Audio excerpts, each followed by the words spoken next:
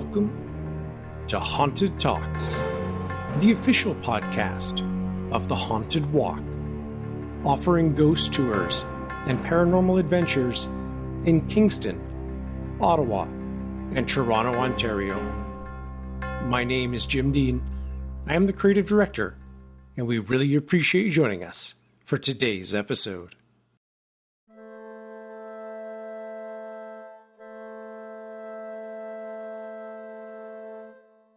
A few weeks ago, when I saw that one of our Instagram followers had recently completed a Ph.D. on horror films, I knew I had to reach out to see if they would come on the show to talk about their work.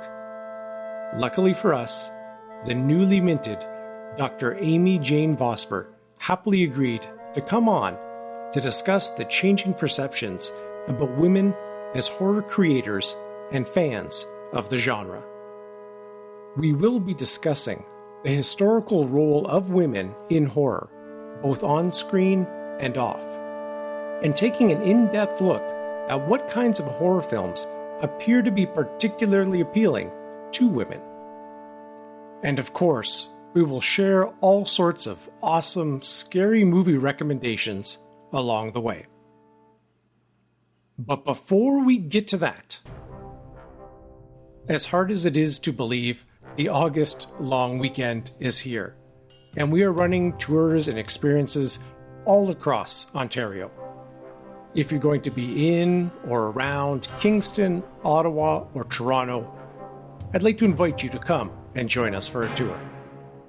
Also, this weekend, we start our paranormal investigations with our good friends at Phantoms of Yore, where each weekend they'll be traveling a different spot with all the gear and equipment you see on TV to give you the opportunity to try your hand at becoming a paranormal investigator.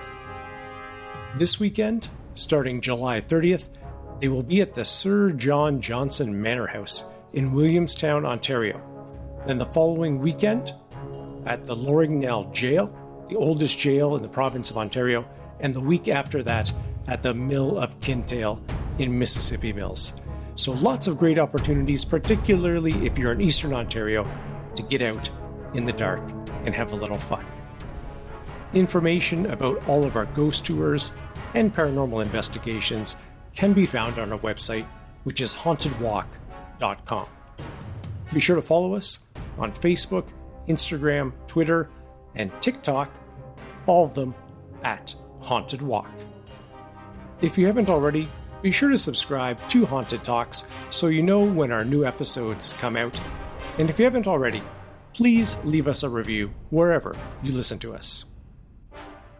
If you ever have show ideas you would like to share with me, I'm always open to hearing what our audience thinks, and you can reach me by email at jim@hauntedwalk.com.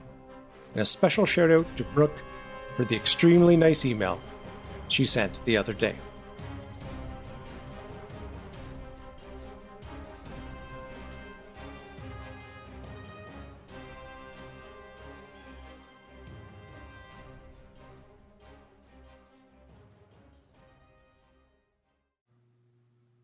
I'm very excited to welcome our guest today, who is Amy Jane Vosper, who has recently completed a Ph.D. dissertation on women in horror, on the screen, in the scene, behind the screams. Amy Jane, it's a pleasure to have you with us. Welcome to Haunted Talks. Hi, Jim. Thank you so much for having me today. I'm really excited to be on your show. I always love talking about movies and horror movies in particular, so I think this is going to be a wonderful conversation. To open things up, maybe writing a PhD dissertation on any subject matter is a major commitment of time, energy, passion, maybe you would say sanity as well. What is it about horror movies in particular and the role they've played in your life that made you want to devote so much time to their study? I started off with an interest in horror from a very young age. My mother and my grandmother were both huge horror fans, so they sort of started me off. I remember watching Dracula, the Francis Ford Coppola one, but sitting between my mom and grandmother. And though I was terrified, I felt completely safe and at peace because I was between the two strongest women in my life. And since then, my grandmother had a big influence on showing me a lot of classic horror, and we went to see the Phantom of the Opera together when I was quite young. But really, my mom's investment in horror kind of started me off with this background. My mom was a kindergarten teacher, so she had the summers off, and as a student, I had the summers off. So we used to go to our local video store and rent all the horror franchises. So we'd spend a whole summer watching all the Halloweens or all the Texas Chainsaw Massacres. And then as I got a little bit older, we started attending conventions together, and it was a real bonding experience between me and the women in my family. However, when I was pursuing academia, I was really hesitant to kind of bring horror in. I felt like it was kind of looked down upon in academia. So I sort of avoided the topic. I wrote about film noir and political economy and the early Hollywood film industry and sort of focused on that when finally, when I started my MA thesis at Carleton, where I believe you did your MA thesis as well, Jim. Guilty as charged, yes. A wonderful program, highly recommended to anyone who's interested in film studies. I had best time of my life was doing my MA at Carleton. But I started talking about horror. My supervisor just called me out and said, "I think you want to write about horror." And I was like, "Oh no, I've been found out." But my concern was when I was doing my research that female spectators were really neglected in a lot of the canonical literature. A lot of the real foundational theories about horror didn't look at female spectators. And when they did, it seemed to be in a very dismissive sort of way, as though they were an exception that proved the rule. So when I started doing my work, I was really interested in empirical research, so actually surveying and talking to people rather than just doing theoretical work. However, that's relatively uncommon in particularly horror, but just in film studies in general, it tends to be more theoretical and speculative work. So I contacted my supervisor and I said, "Can I do empirical research? Can I run an experiment?" And he said, "It's unusual, but it can happen." And so he helped me figure all that out. I had to go to the ethics board and get all that clearance. And I was finally able to survey female horror fans. And that sort of got the ball rolling. So when I started my Ph.D., I wanted to continue doing that sort of work. But I was also interested in surveying and interviewing women that were actually working in the industry as well as being fans. So that kind of is where I got started working on. It was sort of this guilty pleasure that turned into a career somehow. That's a great lead into my next question, which is to kind of stake out very roughly for our listeners what the role women have traditionally played in both the production and viewership of horror films. Because that feels like, in particular, maybe the last 10, 15 years, but certainly as you go back right to the early days of the cinema, that has changed quite a bit. So what are the traditional kind of views that apply to women as spectators and producers of horror? So when I was doing this sort of research, I was noticing that when they talked about female spectators, it was almost as though they were a reluctant spectator. Quite often there were references to dates forcing their female companion to come to watch a horror movie, but that they didn't really want to do it, that they wouldn't enjoy it. And in my personal experience, there's a lot of pleasure and enjoyment to be coming along with horror spectatorship. So when you look at this kind of foundational research and literature, you see that women are most often discussed when we're talking on the screen as victims. So women in horror often victimized. We see their bodies put on display. We see their bodies opened up by, knives and machetes and chainsaws. And it wasn't until really the 1970s that we start to see the rise of the final girl. So that's our lone female survivor of the horror film. And I was really interested in sort of what happens after that. So we have female victims, and then we have what I refer to as the female survivor, or the final girl. And there's also literature by, for instance, Barbara Creed, who talks about the monstrous feminine. And this is where we see female monsters start to come about in horror films.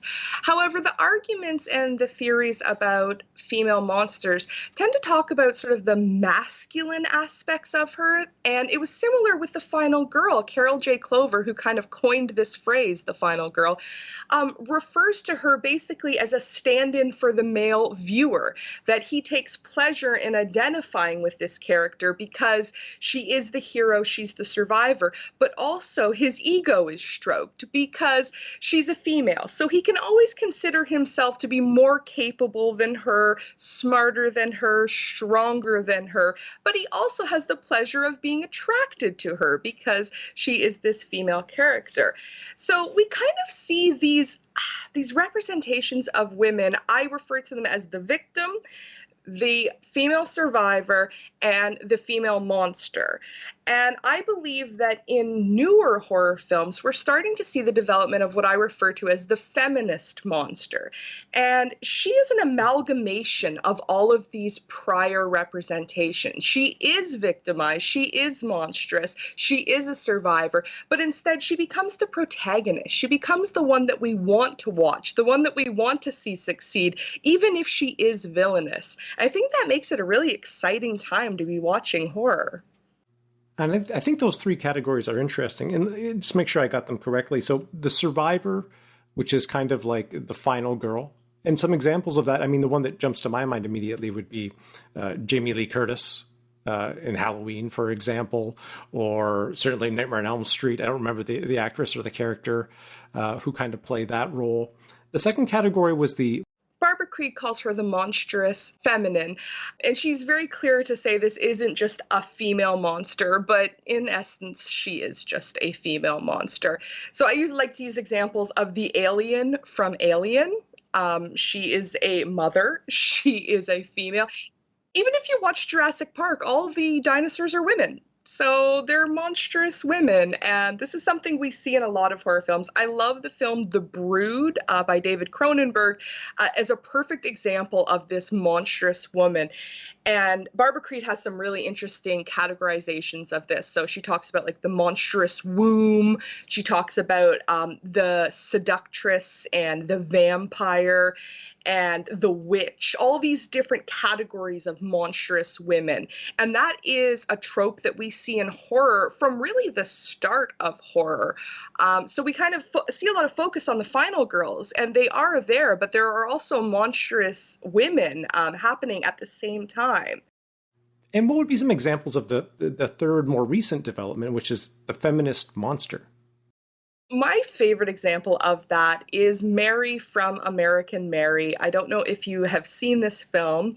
It is Jen and Sylvia Soska. They are twin Canadian horror film directors, and they make some really interesting films. Their first film was called Dead Hooker in a Trunk, and it is exactly what it sounds like.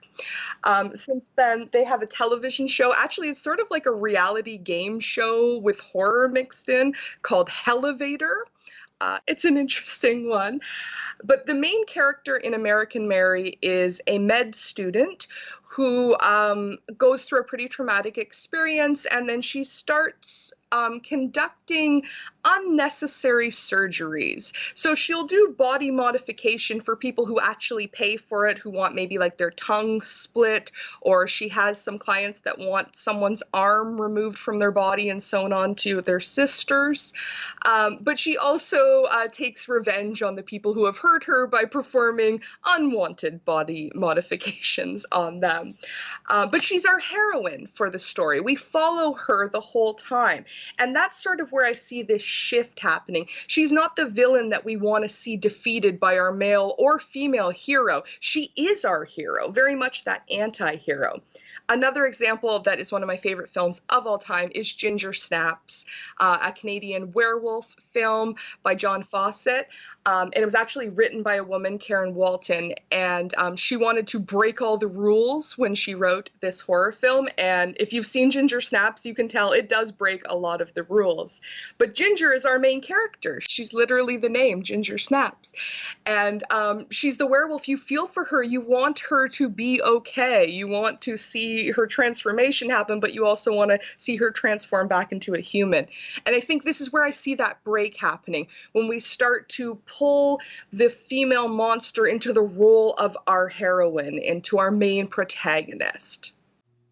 I love that already we have a list of films for our listeners to check out soon, and so many Canadian entries, which I also really appreciate.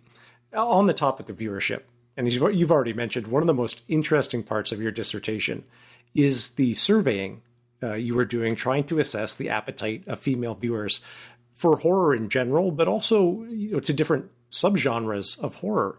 Could you share with us a little more about how you conducted that research, and I guess really what you discovered in the process? Why do women, if they do, love horror films? Oh, those are some big questions, aren't they? So I had a wonderful time conducting my research for this project. So I interviewed women producers for my third chapter, but for my second one is when I conducted this survey research. So I put a call out online. I also posted around my university, but I got most of my responses online. And I ended up sending out a survey to my participants. I sent out over 200 surveys, but I only got 52 back. But that was more than enough to assess this data. And I asked them different questions about their demographics, about their thematic preferences, about their opinions on the industry. I asked them to tell me their favorite horror movie, what horror movies they think are the scariest. And I developed a really rich set of data that I'm having a lot of fun still analyzing. I'm not even done playing with all of this data. Maybe a quick question to ask before you reveal the information is, did you have any preconceptions of what you were going to discover beforehand? Oh my goodness, yes. And I mean, there was a lot of preconceptions that I had, but a lot that are reiterated by the research that came before me. So again, there's not a lot of empirical research done on women in horror. Bridget Cherry and Alia Ahmad are two of the biggest names that have actually done this sort of research. So I was kind of excited to contribute to this sort of underdeveloped area.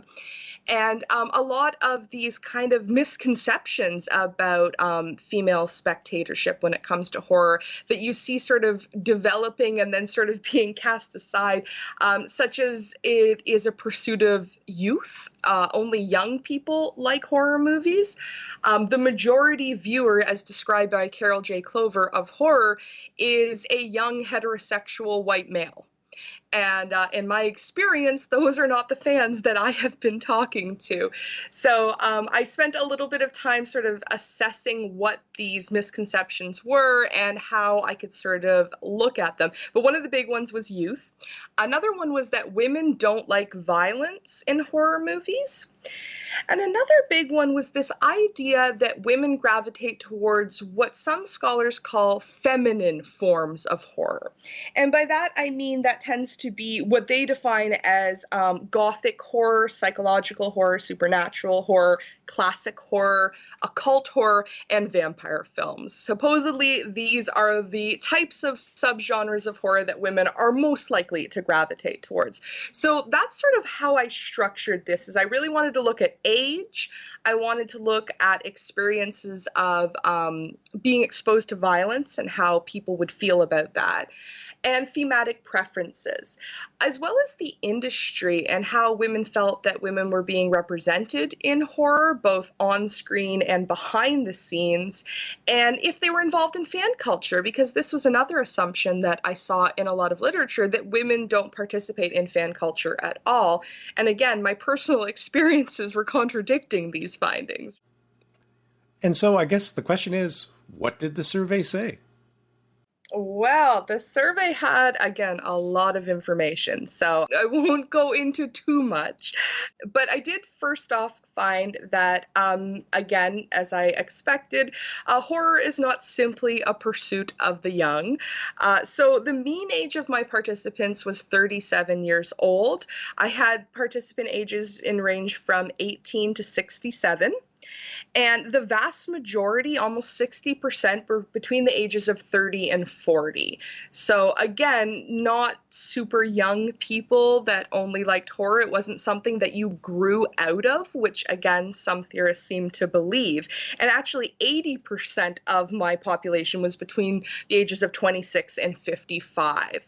So it wasn't something that you only watch when you're 18 years old and then you disregard after that.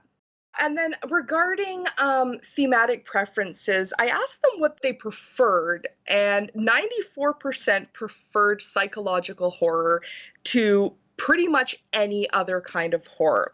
83% liked supernatural horror best, and 79% liked ghost films best. So we can see that supernatural and paranormal element showing up with the vast majority of my participants. And 88% found that psychological and supernatural horror films were far scarier than slasher films. And again, this sort of contradicted this idea of women not liking slasher films or films with graphic violence. In my findings, women were watching these films. They just might not have been their favorite type of subgenre. As far as what they thought was scariest, because as I said, they found psychological and supernatural films to be the scariest, I asked them to actually name some films that they thought were the scariest movies that they'd ever seen. And we can see paranormal and supernatural horror films really represented here. So some examples were The Ring, Paranormal Activity, The Conjuring films, The Exorcist, Poltergeist, and Hellraiser. These were films that were mentioned by more than one participant when asked this. So again, I think that's really interesting that it's this type of horror that women seem to be gravitating towards. I also asked them their least favorite types of horror, their least favorite subgenres. And I found that the rape, revenge, and exploitation horror were the least popular. It is worth noting, though, no participants chose ghost films, supernatural horror, or psychological horror as their least favorite. So every participant enjoyed those subgenres, even if they weren't at the top of their list. So I thought that that was a really interesting sort of dynamic to show. And I think that that says something about the idea of reality and the supernatural, because the rape, revenge, and the exploitation horrors tend to focus on this gritty sort of reality where there's a lot more fantasy happening in supernatural and paranormal horror. So women seem to be more interested in that. I also found that women were not shy about graphic violence. The vast majority of my participants said they were comfortable with it, and over 50% said that they actually enjoyed graphic violence. So I just, again, found that a lot of my data contradicted these preconceptions going in. It's extremely fascinating, as within our own business, the majority of our tour guides, our storytellers, identify as women.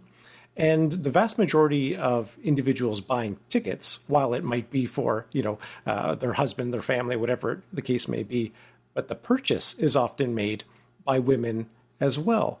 Do you have any further thoughts on this kind of paranormal, the ghost film line? Any other ideas about why women are so drawn to that subgenre in particular compared to the others?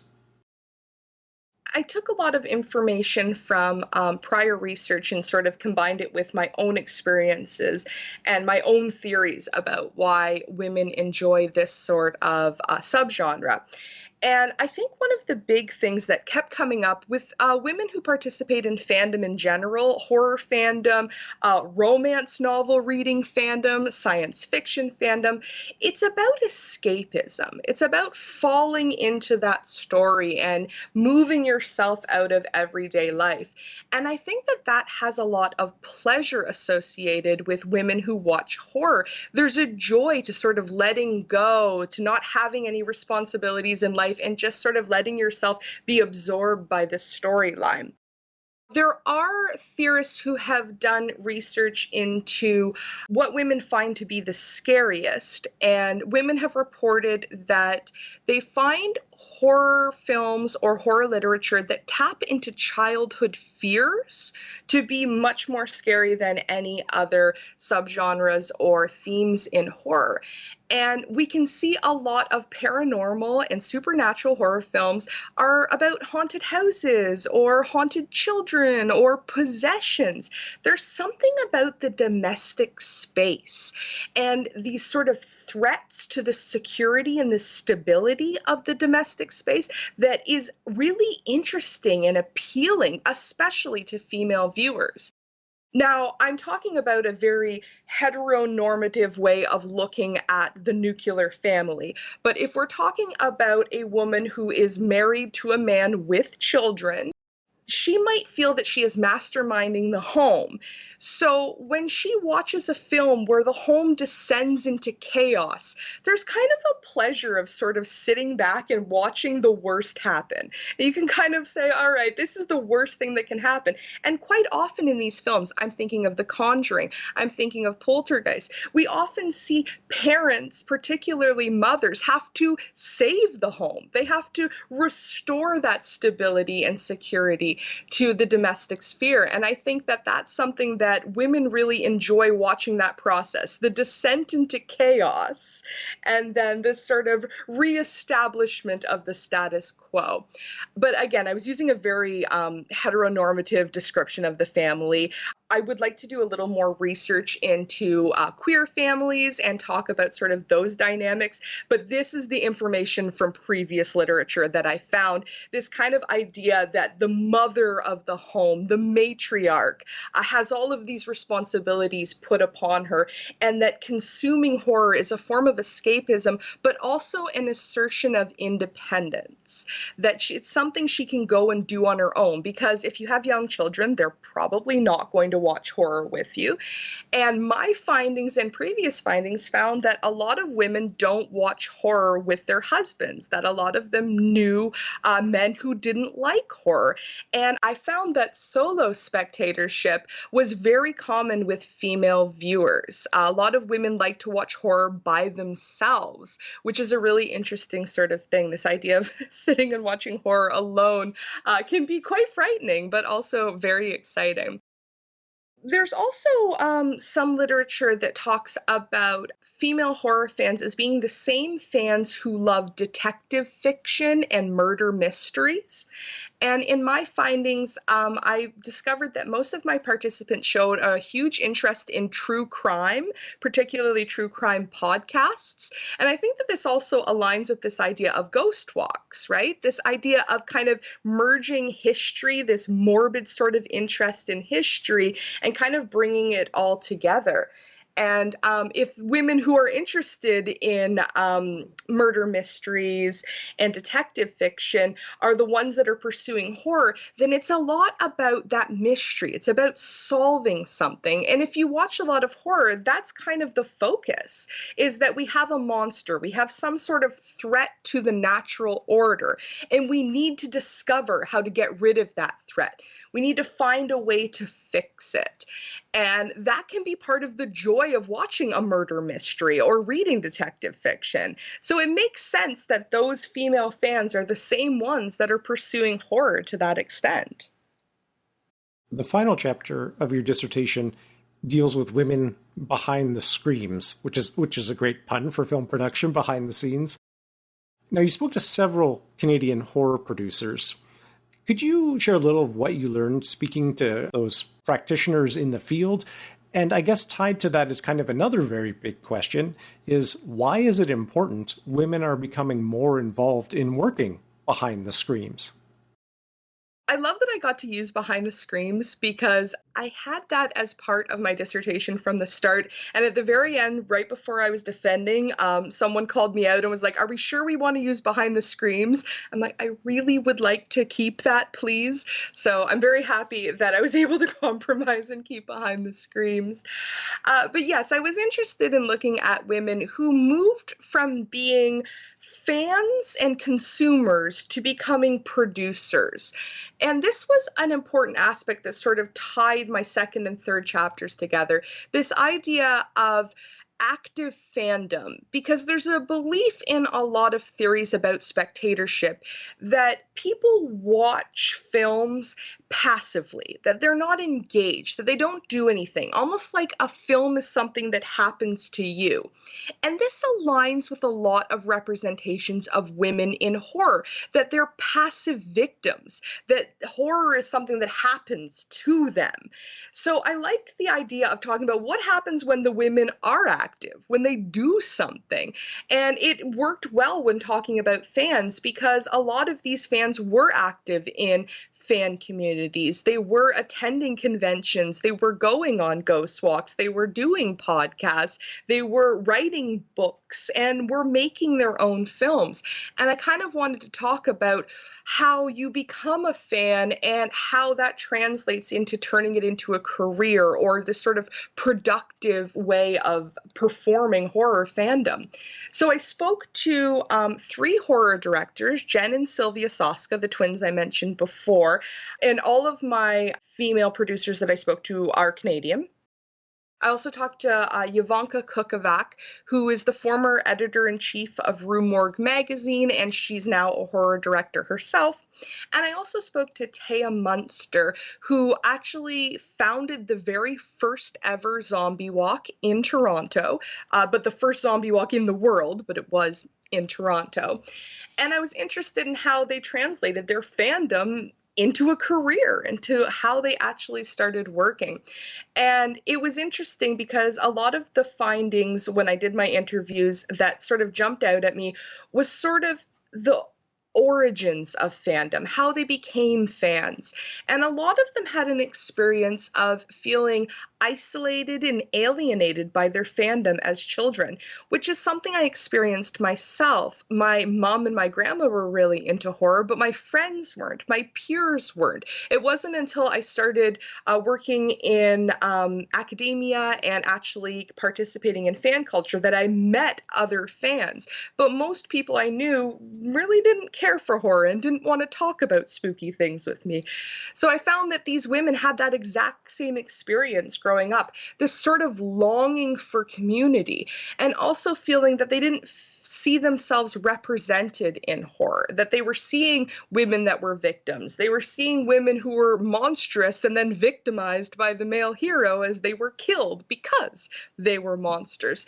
So they wanted to get into that industry and change it. They wanted to do something about it, which again, I think is such an exciting element of where horror is right now. So Jen and Sylvia Soska, they wanted to be actresses. And they actually are trained stunt women. They have training in martial arts, and they worked as stunt women to begin with in the industry. But all the roles they were being offered were hypersexualized, victimized women, and there was no agency. There was no character development. So they left the industry and said, you know what, let's make our own films. And that's what they did. They made space. And that's what all of these women have been doing. They've been making space for other women in horror. They said there isn't space for us here, so let's carve out some. The pun of carving something. So they found this space and they've made jobs, they've made opportunities, and they all interviewed with me, which again made this dissertation actually become a reality. So it was a wonderful thing to talk to these women and see how they've found something that was lacking and they filled that space with themselves and their friends and their coworkers and all women who wanted to participate in horror in some way. It's very fascinating. And it feels like a subject we could talk about all day. And we've barely even touched on kind of the horror genre itself being a unique cinematic space where some of these these traditions, these norms can be challenged, it seems like in a much more direct manner than you would get, in other genres, drama, romance, those kinds of things. Is the fact that kind of horror, maybe to some degree, but as you say, maybe it's changing, is looked down on a little bit in general by society? Is that part of the magic which gives it the space to be much more progressive or much more transparent in tackling some of these kind of big social issues? That was beautifully articulated. Yes, absolutely. I completely agree. We underestimate horror. We kind of disregard it. We're like, oh, it's genre films. It doesn't really matter.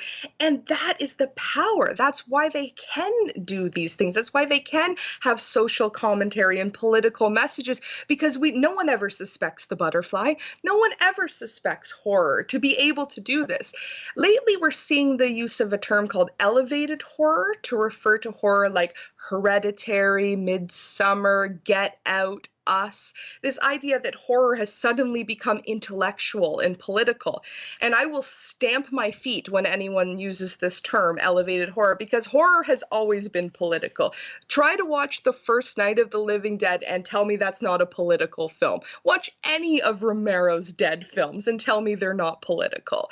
I think that we're just suddenly discovering, wait a second, horror's been doing something really interesting and has this space, this capability. There's a film from the 1970s called The Velvet Vampire, and it is about a polyamorous vampire woman. She's more of a lesbian than she is even bisexual, but she is in a polyamorous relationship. And this was a relatively mainstream film that depicted queerness openly. And that wouldn't have happened in other genres. It was because it was horror that this was allowed to happen. We're allowed to deal with subversive content. We're allowed to make these interesting comments. But because it's horror, it's okay. It's somehow being allowed. It's allowed to fly below the radar. And I think that's something that makes horror really progressive and exciting. So we're seeing a lot of feminist ideals showing up in horror right now. And in the horror, honestly, I think since the late 2000s, we start to see horror kind of take this sort of feminist perspective up.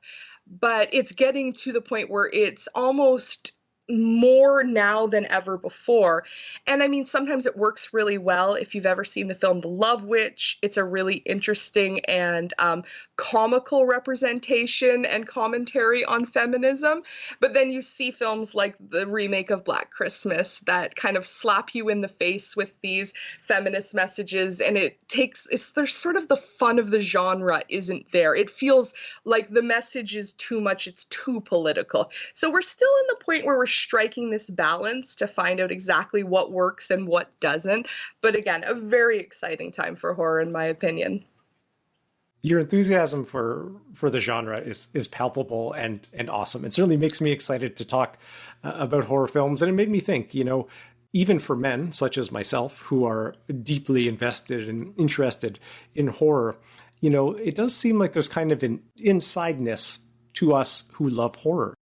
It's kind of like, we had some friends who popped by for a distanced visit outside yesterday, and we love talking with them about horror films because not everyone loves horror films. But once you find, some people in your community and in your fandom that do, there's something really unique, I think, about the genre that you don't get in the others. There's something about that community, and horror films are just so much fun to talk about.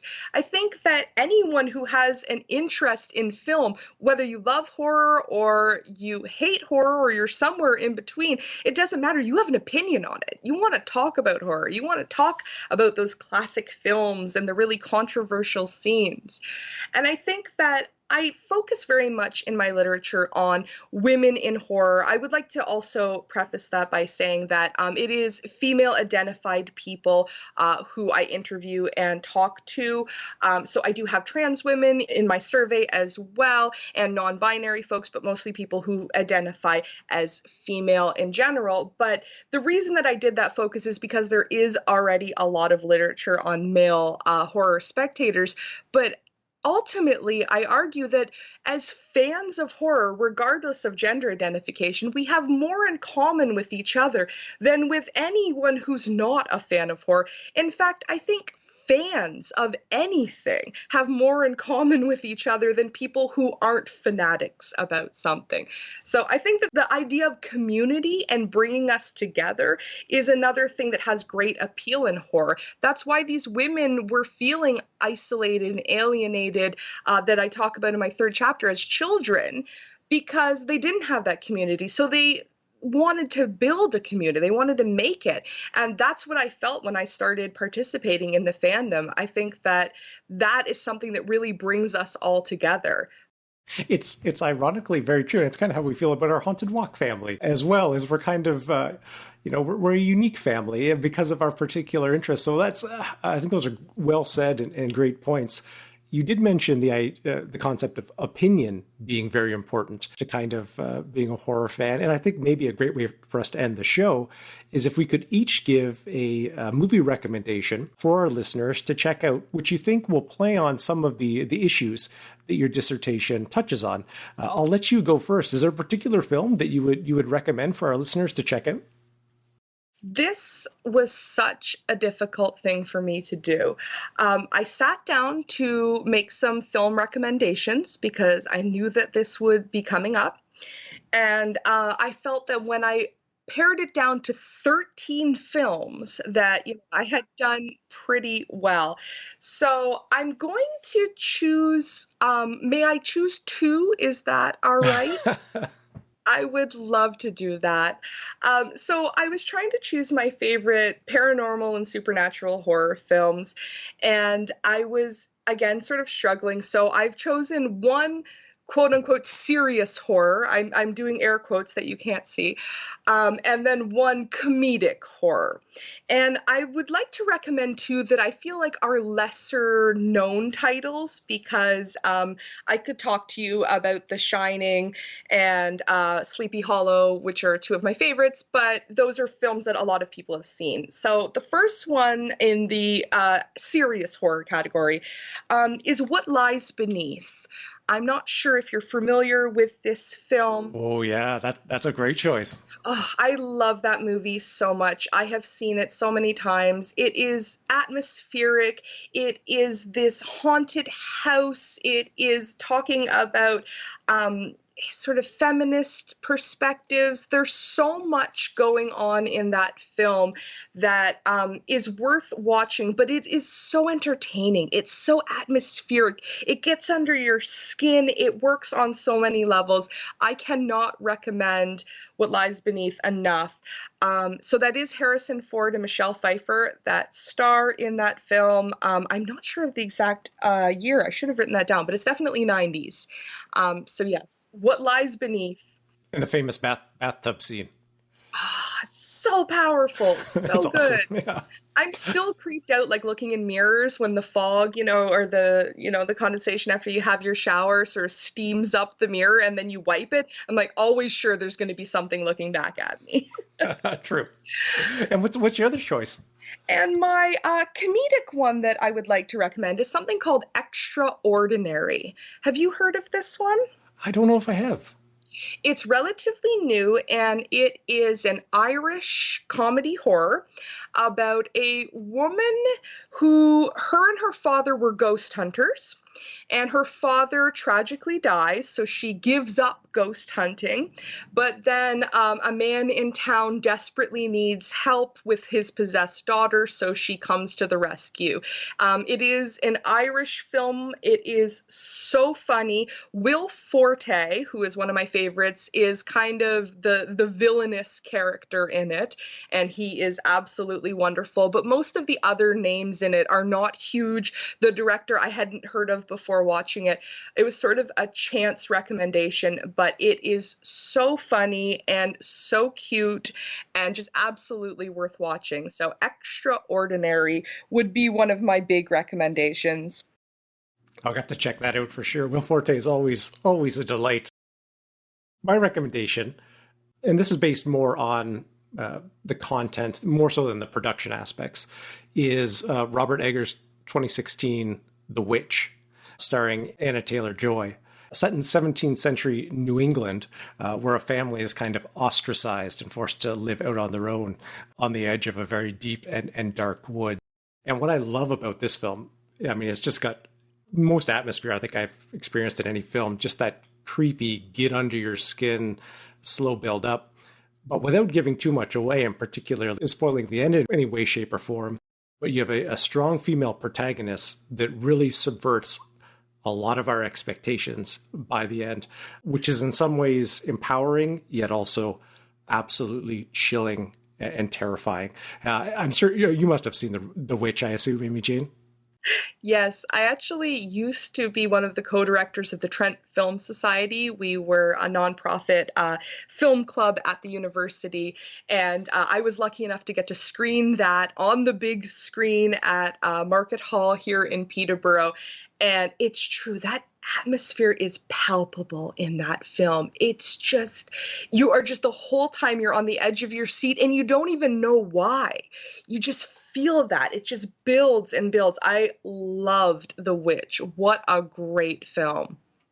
Any of those three films I think we've recommended there would be great to throw in your weekend. And if you do watch them, please reach out to us on social media or otherwise to let us know what you thought. And Amy Jane, where's a great place for people to follow you, to keep an eye on your career? And I guess tied to that, what are you planning to do next? You mentioned maybe turning this into a book, a little further research. Where do you think your horror pursuits will take you next?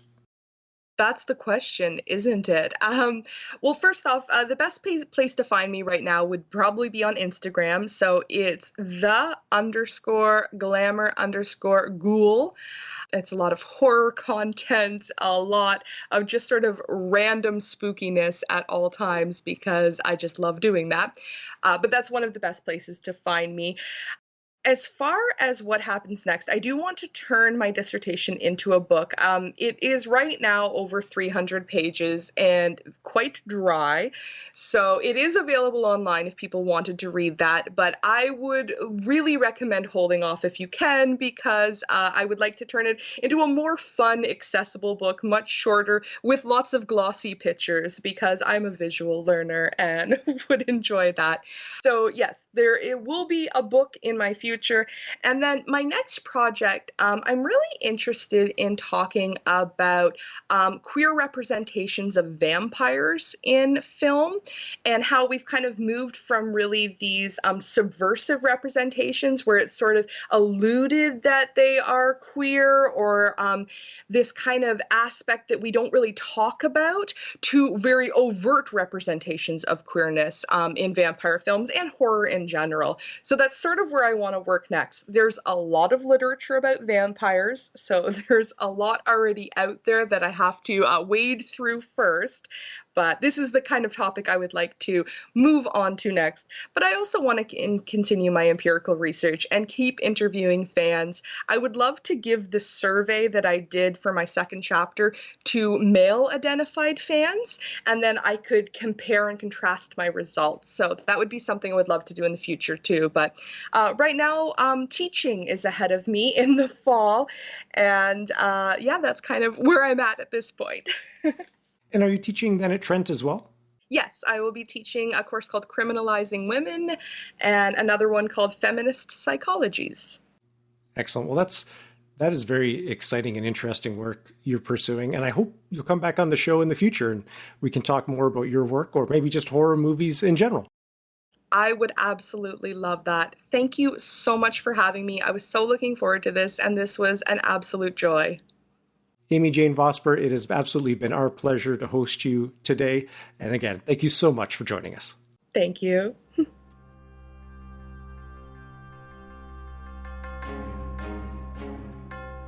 And thank you for joining us. For information about our ghost tours or paranormal investigations, please visit our website, which is hauntedwalk.com. If you do watch any of the movies we've recommended in the episode, we'd love to hear your impressions of those horror masterpieces.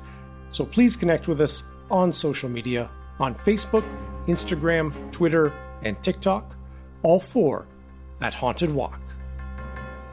If you haven't already, Be sure to subscribe to Haunted Talks wherever you listen to us so you know when the new episodes are coming out. And another small favor to ask is if you are enjoying the episodes, please consider leaving a 5-star review on your platform of choice. Until we meet again, have a great long weekend and sweet dreams.